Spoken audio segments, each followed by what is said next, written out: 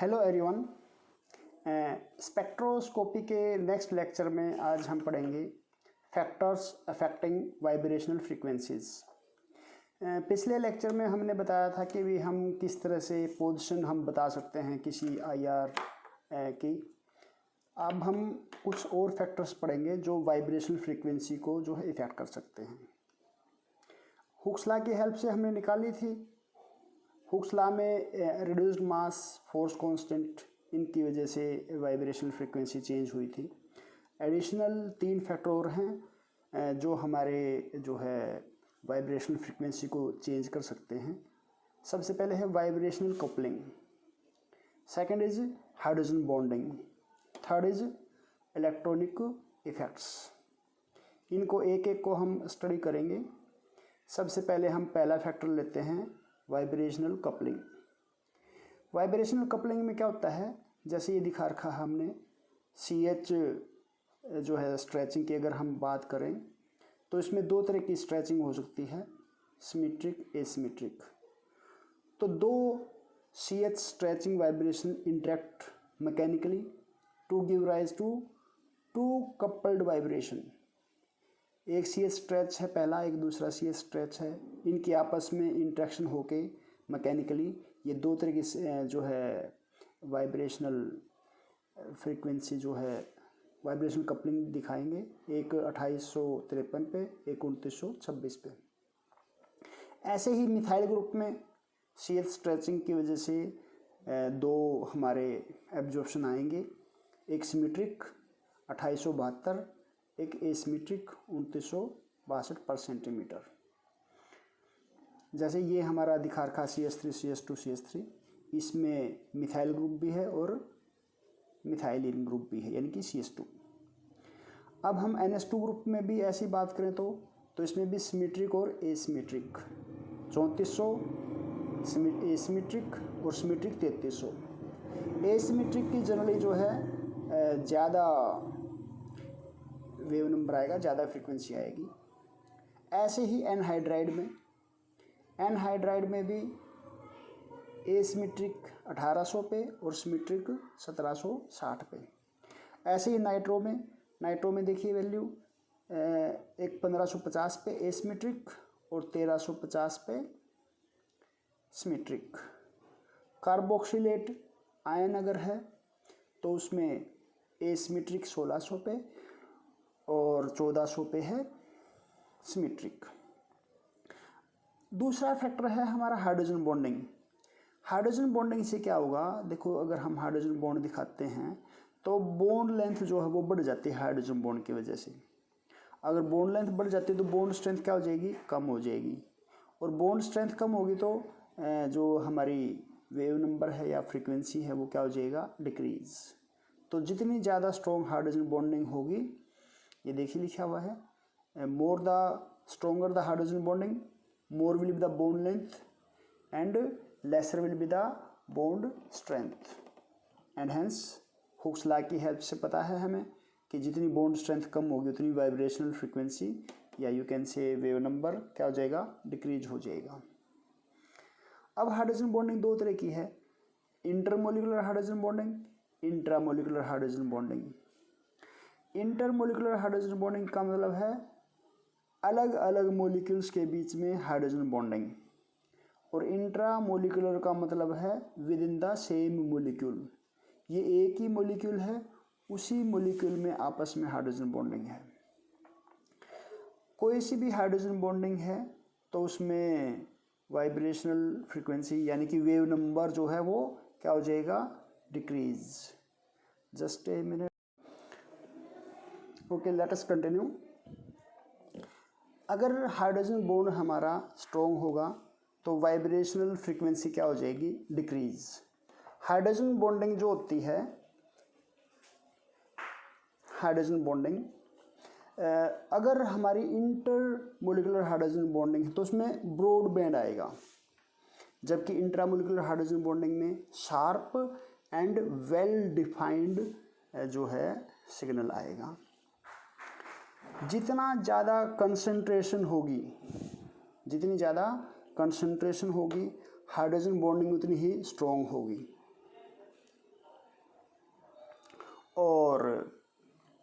Dilute अगर solution लेते हैं हम तो इंटरमोलिकुलर हाइड्रोजन बॉन्डिंग नहीं हो पाएगी, तो वो एक नीट यानी कि प्योर जो है, मतलब कि डाइल्यूट सॉल्यूशन में क्या होगी, हाइड्रोजन बॉन्डिंग नहीं होगी, तो हमारा जहाँ पर आना चाहिए था वहीं पर सिग्नल आएगा। जबकि इंट्रामोलिकुलर हाइड्रोजन बॉन्डिंग है that is independent of concentration, वो सिग्नल वैसा ही दिखेगा, उसमें वैसा ही बैंड आएगा, शार्प वेल डिफाइंड वही position, it is independent of concentration. Downward shift जो इंटरमोलिकुलर हाइड्रोजन बॉन्डिंग में डाउनवर्ड शिफ्ट है वो ज़्यादा है। जैसे फ्री फॉर्म में अगर हाइड्रोजन बगैर किसी हाइड्रोजन बॉन्डिंग के है तो वो हमारा 3650 से 3600 पर सेंटीमीटर के बीच में आता है। अगर हाइड्रोजन बॉन्डिंग हो जाए तो हमारा 3400 से और 3200 तक वो पहुंच जाता है। जबकि अगर हम इंट्रामोलिकुलर हाइड्रोजन बॉन्डिंग की बात करें तो वो फ्री स्टेट में 3650 से 3600 के बीच में है, और फ्री की बात करें तो अप्रोक्स मान के चलो किन के बीच में 3644 पे आ जाता है। लेकिन जब हाइड्रोजन बॉन्डिंग हो जाती है तो वो 3612 पे आता है, यानी कि डाउनवर्ड शिफ्ट केवल 32 का है। जैसे हम बात करें कि वेपर फेज में या डाइल्यूट सॉल्यूशन में या इन नॉन पोलर सॉल्वेंट में अगर हम बात करें तो वो हमारा कितने पे था, 3650 पे, लेकिन हाइड्रोजन बॉन्डिंग होगी तो 3350 पे, यानी कि डिफरेंस यानी कि डाउनवर्ड शिफ्ट जो है वो 300 के नियर अबाउट हो गया। जबकि इंट्रामोलिकुलर में डाउनवर्ड शिफ्ट 3644 से 3612 पे है, यानी केवल 32 का डिफरेंस है, और इसमें हमारा 300 का डिफरेंस है। तो हाइड्रोजन बॉन्डिंग की बात थी हमारी ये। और ये देखिए, अगर हम बात करते हैं एंटी फॉर्म की और गॉस फॉर्म की, तो उसमें भी अगर हम बताएं तो फ्री स्टेट है एंटी फॉर्म में 3644 पे इसकी जो है सिग्नल आता है, और इसमें जो हमारा बैंड आएगा ये गॉस फॉर्म में वो 3612 पे आता है, और 3612 वाला स्ट्रॉन्ग बैंड है। स्ट्रॉन्ग बैंड का मतलब क्या है कि most of the molecules exist in Gauss form, यानी कि हाइड्रोजन बॉन्डिंग, क्योंकि हाइड्रोजन बॉन्डिंग हो गई यहाँ पे तो स्टेबिलिटी बढ़ गई, तो इसलिए ये देखिए बीच में इक्विलिब्रियम का जो साइन है, फॉरवर्ड डायरेक्शन वाला एरो बड़ा है और बैकवर्ड डायरेक्शन वाला एरो क्या है, स्मॉल। तो इसका मतलब most of the molecules exist in the form of gas form. Okay, then हम बात करते हैं कार्बोक्सिलिक एसिड्स में हाइड्रोजन बॉन्ड का क्या इफेक्ट होगा। Carboxylic acid in monomeric form, यानी कि वेरी डाइल्यूट सॉल्यूशन में अगर है, फ्री कार्बोनिल ग्रुप अगर उसमें रहता है, तो जो स्ट्रेचिंग है CO स्ट्रेचिंग वो 1760 पे होती है। लेकिन ये क्या कर लेता है, डायमर बना लेता है कंसंट्रेटेड सॉल्यूशन में और सॉलिड स्टेट में भी। तो hydrogen bonded OH stretching appear at very lower wave number 3400 से 2500 के बीच में, एज कंपेयर टू 3600 पर centimetre in free state. OH stretching जो है वो 3600 के बजाय 3400 से और 2500 के बीच में, यानी कि इसमें डाउनवर्ड शिफ्ट और भी ज़्यादा है। जैसे हम बात करते हैं CO स्ट्रेचिंग हाइड्रोजन बॉन्डेड है तो 1710 पे है, और CO स्ट्रेचिंग अगर फ्री स्टेट में है तो 1760 पे पर सेंटीमीटर, वेव नंबर है ये। OH स्ट्रेचिंग की बात करें हाइड्रोजन बॉन्डेड में तो वो 3400 से 2500 पर सेंटीमीटर, जबकि OH स्ट्रेचिंग फ्री स्टेट की अगर हम बात कर रहे हैं तो वो 3600। अमीन्स में देखो कि नाइट्रोजन की जो इलेक्ट्रोनेगेटिविटी है वो कम है, तो इसकी जो फ्रीक्वेंसी है वो भी क्या होगी, कम। NH स्ट्रेचिंग हाइड्रोजन बॉन्डेड अगर है वो 3300 पे आती है, और NH स्ट्रेचिंग फ्री स्टेट में 3500 पे, यानी कि 200 का डाउन है। तो ये तो थे हाइड्रोजन बॉन्डिंग। अब इलेक्ट्रॉनिक इफेक्ट्स, इंडक्टिव इफेक्ट जैसे +I -I या resonance +R-R greatly affect carbonyl and C double bond C stretching vibration frequency. The effect can't be isolated from one another. Plus I minus I या resonance effect को हम isolate करके नहीं बता सकते, दोनों ही इकट्ठे काम करेंगे। In some cases inductive effect dominate, और कुछ केसेस में रेजोनेंस इफेक्ट डोमिनेट कर जाएगा, तो दोनों का हम कंबाइंड इफेक्ट ही करेंगे। तो ये जो इफेक्ट है plus I minus I plus R minus R, ये फोर्स कांस्टेंट को या तो कम कर देंगे या ज़्यादा कर देंगे, जिसकी वजह से फ्रीक्वेंसी कम या ज़्यादा हो सकती है। In general inductive effect of plus I effect का क्या रहेगा, वो जनरली जो हमारी फ्रीक्वेंसी है, वेव नंबर है, उसको डिक्रीज कर देता है। जितने ज़्यादा एल्काइल ग्रुप होंगे उतना ज़्यादा प्लस आई इफेक्ट होगा, उतनी बॉन्ड लेंथ बढ़ेगी, फोर्स कांस्टेंट कम हो जाएगा, इसलिए वेव नंबर डिक्रीज हो जाएगा। तो जो CO है, CO एल्डिहाइड में, फॉर्मल्डिहाइड में देखो कार्बोनिल ग्रुप के साथ दोनों हाइड्रोजन अटैच हैं, तो 1740 है। अगर हम एक हाइड्रोजन की जगह मिथाइल ग्रुप लगा दें तो वो 1725। अगर दोनों हाइड्रोजन की जगह हमने मिथाइल ग्रुप लगा दिए तो वो वैल्यू होगी हमारे 1715। अब अगर हम बात करें माइनस आई की, जितने ज़्यादा इलेक्ट्रॉन विड्रॉइंग ग्रुप होंगे उतना ज़्यादा माइनस आई इफेक्ट होगा, उतनी बॉन्ड लेंथ क्या हो जाएगी, कम, फोर्स कांस्टेंट बढ़ जाएगा, तो वेव नंबर और फ्रीक्वेंसी इंक्रीज हो जाएंगे। तो हम कह सकते हैं minus I effect generally increases frequency of absorption और वेव नंबर और फ्रीक्वेंसी डायरेक्टली प्रोपोर्शनल हैं, तो हम दोनों ही बातें बोल देते हैं। अब देखो हमने कैसे लिखा है, ऊपर एसीटोन था, कार्बोनिल ग्रुप के साथ 2 CH3 थे, नीचे वाले में भी CO के साथ CH3 हैं। ऊपर वाली वैल्यू 1715 थी, नीचे वाली वैल्यू भी 1715 है। अब मैं एक H हटा के मिथाइल ग्रुप में से और क्लोरीन लगा देता हूँ, क्योंकि क्लोरीन का क्या है, माइनस आई इफेक्ट। तो ये हो गया 1725, यानी कि 10 इंक्रीज हो गया। अब इसमें दूसरे मिथाइल ग्रुप में से भी हाइड्रोजन हटा के मैं क्या लगा देता हूँ, क्लोरीन, तो उसमें वैल्यू क्या हो गई, 1740। तो ऊपर वाली वैल्यू देखो, नीचे वाली वैल्यू देखो, 1740, 1725, 1715, वही वैल्यू नीचे हैं। ऊपर हमने एल्काइल ग्रुप जोड़े हैं, नीचे हमने हाइड्रोजन की जगह विड्रॉइंग ग्रुप लगाए हैं। तो ऐसे याद करेंगे तो जल्दी याद रह जाएगा। रेजोनेंस इफेक्ट, कंजुगेशन अगर होता है तो वो फोर्स कांस्टेंट को कम कर देगा, क्योंकि रेजोनेंस से क्या हो जाएगा, डबल बॉन्ड है तो उसमें सिंगल बॉन्ड के साथ अगर रेजोनेंस होती है तो वो क्या करवाएगा, तो वो डबल बॉन्ड और सिंगल बॉन्ड के बीच का बॉन्ड बना देगा, यानी कि डेड के नियर अबाउट बॉन्ड बना देगा। तो कंजुगेशन से फोर्स कांस्टेंट कम होता है, तो इससे क्या होगा कि वाइब्रेशनल फ्रीक्वेंसी हमारी कम हो जाएगी। Regardless conjugation by carbonyl group by ये C डबल बॉन्ड C, यानी कि डबल बॉन्ड के साथ कंजुगेशन हो या एरोमेटिक रिंग के साथ डबल कंजुगेशन हो, दोनों ही केस में, जैसे ये देखो ये एसिटल्डिहाइड दिखा रखा है CH3 C double bond OH, तो इसमें CO स्ट्रेचिंग है 1725 पे। अब मैं हाइड्रोजन को हटा के यहाँ पे क्या लगा देता हूँ, एल्कीन डबल बॉन्ड लगा देता हूँ, तो डबल बॉन्ड की वजह से देखो क्या होगा, ये बॉन्ड शिफ्ट होके कार्बोनिल वाला CO बॉन्ड है वो सिंगल बॉन्ड कैरेक्टर आ जाएगा उसमें रेजोनेंस की वजह से।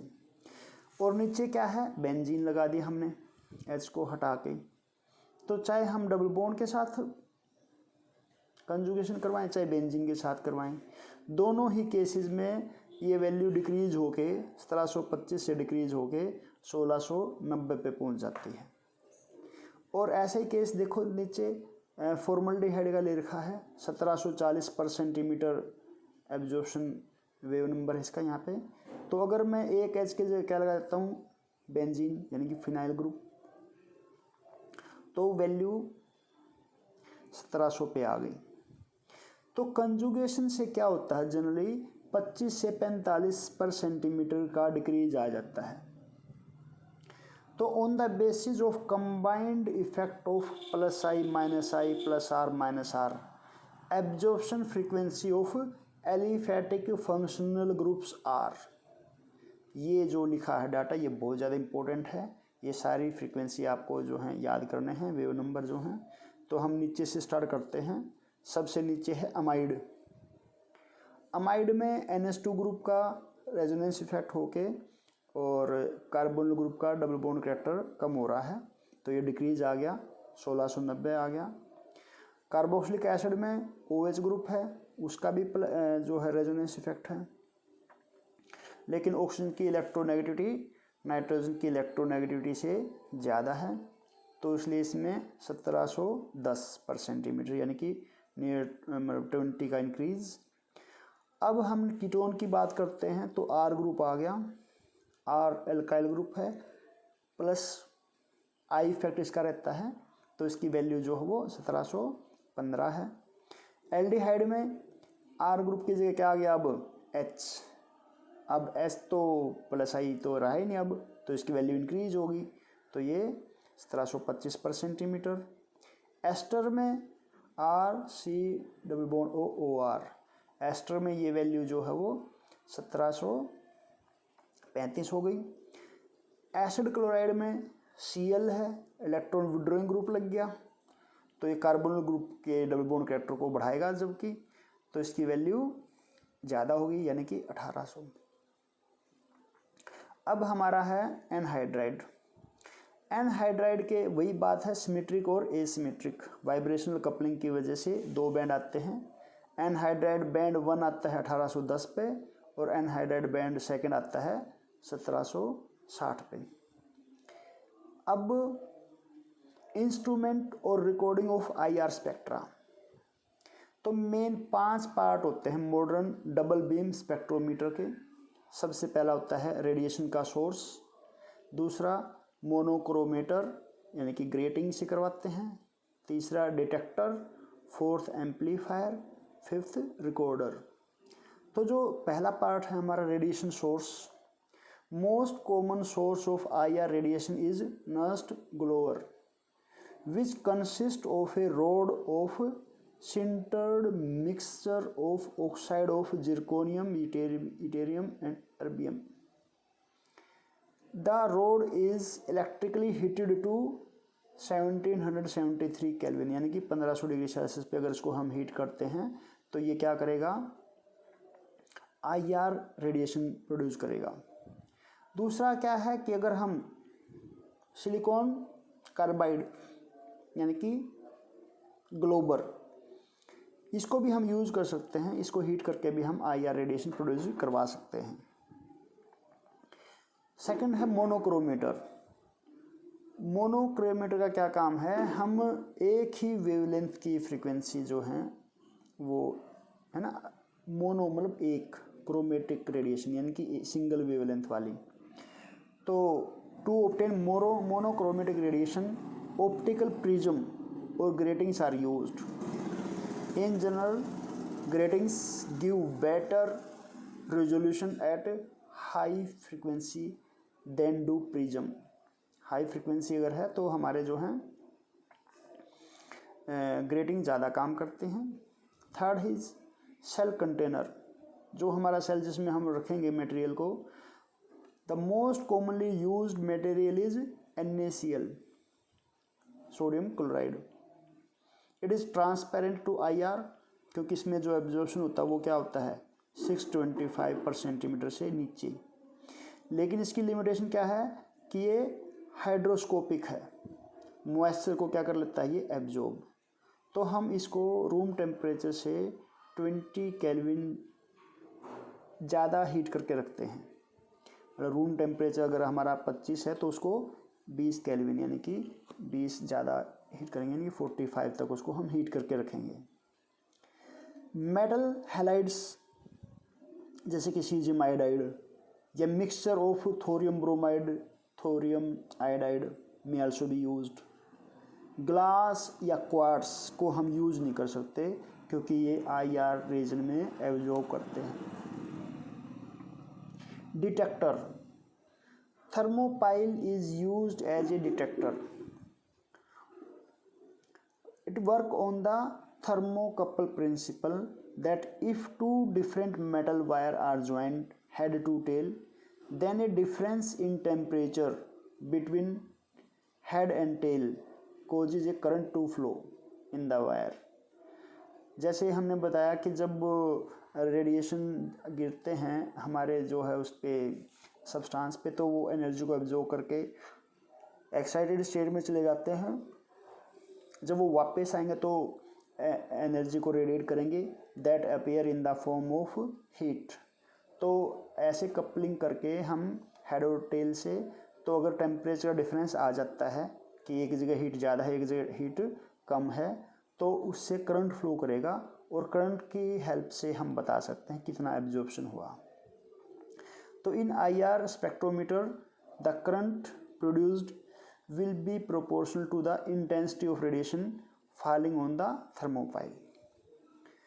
तो जो हमारे सोर्स हैं, सोर्स से जो रेडिएशन है उनको हम क्या करते हैं, एक तो सैंपल के ऊपर डालते हैं, एक रेफरेंस की तरह यूज़ करते हैं। तो उनके वजह से हमें पता लग जाएगा कि कितनी हीट एक ने प्रोड्यूस की है, दूसरे ने हीट कम प्रोड्यूस की है, क्योंकि कुछ रेडिएशन उसने एब्जॉर्ब कर लिए। तो इसका एक डायग्राम सा ये बना रखा है। तो ये देखो सोर्स दिखा रखा है हमारा नीचे बॉटम में राइट की तरफ। तो सोर्स से हमने दो पैरेलल बीम बनाए और उन पैरेलल बीम्स को हमने एक को सैंपल में से पास किया, एक रेफरेंस की तरह यूज़ किया हमने। तो वो चॉपर की हेल्प से आगे जाएंगे, ठीक है। फिर वो मोनोक्रोमेटर है, ग्रेटिंग जो है वो उनको स्प्लिट कर देगी। एम्पलीफायर उन दोनों सिग्नल को अलग अलग डिटेक्ट करेगा और फिर जो मोटर है हमारा उससे होते हुए वो रिकॉर्डर में पहुंच जाएंगे। तो उससे हमें पता लग जाएगा कितना एब्जॉर्प्शन हुआ। प्रेजेंटेशन ऑफ डाटा, हम डाटा को किस तरह से प्रेजेंट करते हैं, तो इसका डायग्राम भी आप देखना 11-20 में पढ़ दी बुक में। खैर, presentation of data due to absorption of certain frequency by the sample the intensity of the transmitted sample beam decreases. Absorption हो जाएगा तो जो ट्रांसमिट हुई है रेडिएशन उसकी इंटेंसिटी क्या हो जाती है, कम हो जाती है। While that of the reference beam remain same, लेकिन जो रेफरेंस बीम में इसे जाएगी वो क्या रहेगी, सेम रहेगी, वो चेंज नहीं होएगी। तो the detector then determine the ratio of the intensities, जो इंटेंसिटी हैं उनका रेशो निकालेगा और जो परसेंटेज ट्रांसमिटेंस है उसको वाई एक्सिस के अलोंग प्लॉट करेगा और वेव नंबर को अलोंग एक्स एक्सिस। तो हर एक वेव नंबर पर यानी कि हर एक फ्रीक्वेंसी पे ये दिखा जाएगा कितनी परसेंटेज ट्रांसमिटेंस है। अगर परसेंटेज ट्रांसमिटेंस कम है तो हमारा शार्प बीम आएगा। तो देखो ये लिखा हुआ है, अगर परसेंटेज ट्रांसमिटेंस 100% तो इसका मतलब क्या है, नो एब्जॉर्प्शन। जितनी डिक्रीज आएगी परसेंटेज ट्रांसमिटेंस में उतना ही स्ट्रॉन्ग एब्जॉर्प्शन होगा और उतनी अच्छी पीक आएगी। यूवी में जो इंटेंसिटी आती है वो एग्जैक्टली हम कैलकुलेट कर पाते हैं, लेकिन आईआर स्पेक्ट्रा में इंटेंसिटी हम एग्जैक्टली कैलकुलेट नहीं कर पाते, लेकिन इनको हम डिनोट करते हैं कि वो स्ट्रॉन्ग है, मीडियम है, वीक है या वेरिएबल है। और बैंड भी हमारे देखो ब्रॉड होगा तो ऐसे आएगा, ब्रॉड वाला दिखा रखा जैसे, और शार्प है तो इस तरह के। तो हम इस तरह से दिखाते हैं अपने उसको। सैम्पलिंग टेक्निक्स में क्या करते हैं हम, an IR spectrum can be scanned by using the sample in gaseous, liquid, solid और इन सॉल्यूशन फेज।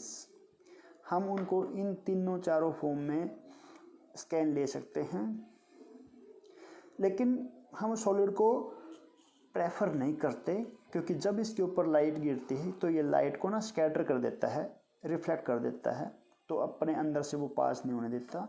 इसलिए हम क्या करते हैं, इसको या तो किसी लिक्विड में जैसे CCl4, CH2, CHCl3 इनमें डिजोल्व कर लेते हैं, या इनको क्या करते हैं जो लिक्विड पैराफिन होता है नोजोल उसके साथ ग्राउंड करके और एक नोजोल मल बना लेते हैं, और या इसको हम KBr के साथ पैलेट बना सकते हैं। KBr के साथ क्या कर लेंगे, उसको हम ग्राइंड करके और उसकी टैबलेट बना देते हैं कंप्रेस करके। तो उसके थ्रू से हम फिर इसमें देखो 2000 पाउंड प्रेशर लगाया हमने KBR की पैलेट बनाने के लिए, तो उसका हम यूज़ कर सकते हैं। In what ever form the sample is used, हम सैंपल को किसी भी फॉर्म में चाहे यूज़ करें, केवल 10 से 15 मिलीग्राम हम सैंपल यूज़ करते हैं। Sample must be perfectly dry, क्योंकि वाटर भी तो इस रीजन में एब्जॉर्ब कर जाएगा, 3710 पर सेंटीमीटर पे एब्जॉर्ब कर जाएगा due to OH stretching, and 1630 पर centimetre due to OH bending. तो दीज एब्जॉर्प्शन में overlap with absorption band due to sample under examination. तो वाटर की वजह से अगर ये आ गई तो हमारे वो सैंपल के साथ क्या करेगा, इंटरफेयर करेगा, तो हमें मॉइस्चर को रिमूव करना पड़ेगा। पार्ट्स ऑफ IR स्पेक्ट्रम, जैसे पहले लेक्चर में भी मैंने बताया था आपको, तो हम इसको IR स्पेक्ट्रम को 2 पार्ट में डिवाइड करते हैं, फंक्शनल ग्रुप रीजन, दूसरा fingerprint region. Functional group region जो होता है वो होता है 4000 से 1400 पर सेंटीमीटर तक। इसको हम फंक्शनल ग्रुप रीजन इसलिए बोलते हैं क्योंकि सारे के सारे फंक्शनल ग्रुप इसी रीजन में एब्जॉर्ब करते हैं।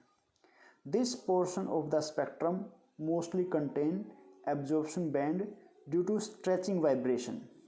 फिंगरप्रिंट रीजन हम बोलते हैं 1400 से 900 वाले को, 1400 से 900 पर centimetre is called the fingerprint region. This portion contain many absorption due to bending vibration as well as absorption caused by stretching vibration of C single bond C, C single bond O, C single bond N band. Since there are many more bending vibration in a molecule than stretching vibration, the region 1400-900 of the spectrum is particularly rich in absorption band shoulders. Most of these absorption band can't be analyzed completely, but a peak by peak correspondence in the IR spectra of two different samples is an excellent criteria of identity। कि हम देखते हैं बीच में कौन सा कौन कौन से बेंडिंग आने हैं, एक एक को मैच करते हुए चले तो वो उसमें मिल जाएंगे। और ये हर किसी, जैसे किसी आदमी के फिंगरप्रिंट्स दूसरे से अलग होते हैं, ऐसे ही हर मॉलिक्यूल की जो ये इस रीजन में स्पेक्ट्रा आता है वो दूसरे मॉलिक्यूल से बिल्कुल डिफरेंट होता है, तो इसलिए इसको हम फिंगरप्रिंट रीजन भी बोलते हैं। तो क्या लिखा है इसने, most of these absorption bands can't be analysed completely, but a peak by peak correspondence in the IR spectra of two different sample is an excellent criteria of identity. अगर 2 molecule हमारे सेम हैं तो उनमें इस reason में बिल्कुल same आएगा, अगर वो मॉलिक्यूल डिफरेंट हो गए तो उनकी पीक इस रीजन में अलग अलग आएंगी। हम देखेंगे, देखो ये पहले वाली इस दूसरे वाले में नहीं है तो ये अलग है, ये पहली वाली पीक दूसरे वाले में है तो इसका मतलब ये सेम है, तो हम मैच करके बता सकते हैं ये सेम है या डिफरेंट है। That is why this region is called fingerprint region. Compound having the same functional group show similar spectra above 1400, but there will be differences in the fingerprint region. अगर functional group को छोड़ के जो remaining part रह गया तो उस part का अगर स्केलेटन अलग है तो इसमें डिफरेंस आएगा दोनों के स्पेक्ट्रा में।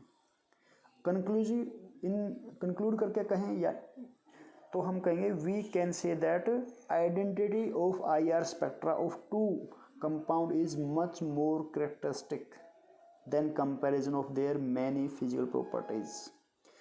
IR स्पेक्ट्रा जो है उससे हम बड़ी आसानी से बता पाते हैं कि मॉलिक्यूल डिफरेंट है या सेम है, इससे कि बहुत ज़्यादा फिजिकल प्रॉपर्टी हम चेक करें। तो लिमिटेशंस क्या हैं, IR spectra can't be used to distinguish between enantiomer. Enantiomer क्या होते हैं, मोलिकुलर किसी कार्बन के साथ चारों ग्रुप जैसे अलग हो गई, तो तो वो कायरल कार्बन हो गया, वो कायरल मॉलिक्यूल हो गया। उसकी जो मिरर इमेज बनेगी, जो उसके ऊपर नॉन सुपर इम्पोजेबल हो, तो वो एनेंशियोमर होते हैं। Non superimposable mirror images are called enantiomer. तो जैसे अगर हम बात करते हैं ये लैक्टिक एसिड की, तो एक डी है एक एल है, तो इन दोनों की जो क्रिस्टल हैं उनकी शेप मिरर इमेज होती है, क्रिस्टल की शेप भी। तो इनका जो स्पेक्ट्रा है वो सेम आएगा, हम इनको डिस्टिंग्विश नहीं कर सकते। और दूसरी बात, हम डिस्टिंग्विश नहीं कर सकते स्ट्रेट चेन एल्केन में जिनमें 30 कार्बन से ज़्यादा हैं, या हम कह सकते हैं कि मान लो एक में 29 कार्बन है, एक में 31 कार्बन है, तो हम उनको डिफ्रेंशिएट नहीं कर सकते क्योंकि उनका स्पेक्ट्रा ऑलमोस्ट सेम आएगा। लेकिन मास स्पेक्ट्रोस्कोपी आगे जो आएगी नेक्स्ट ब्रांच, उससे हम डिस्टिंग्विश उनको कर सकते हैं। अब नेक्स्ट टॉपिक है हमारा जो है वो है स्पेक्ट्रा ऑफ एल्केन्स।